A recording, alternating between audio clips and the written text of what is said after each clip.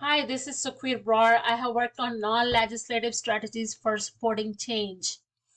Employers, nurses, and employees can all work together to prevent workplace violence. Employers can provide workplace violence prevention programs, implement administrative controls and training by educating healthcare workers, identify and solve organizational risk factors, for example, understaffing, shortage of nursing, pretty much.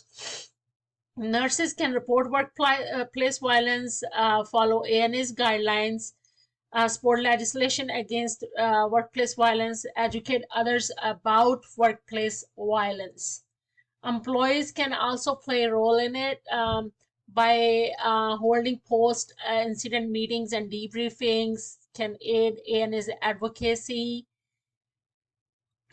Current stage of the policy change in the legislative process. There is no federal law at this time, but HR 1195 Workplace Violence Prevention for Healthcare and Social Services Worker Act was sponsored by Courtney Joe. The bill has passed the House of Reps. It has also been received in the Senate and read twice.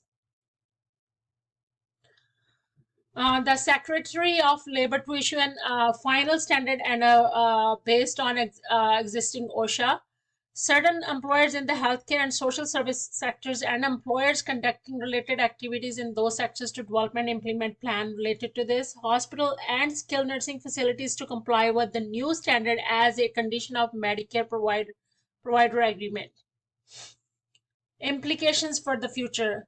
The initiative employees will reduce work-related stress. Workplace violence can lead to decrease in staff because of the burnout, job dissatisfaction, sick calls, leave of absence.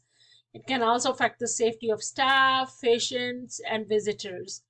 Initiative will increase educational awareness as well. It will improve the healthcare settings of working environment and quality of care as well. Thank you.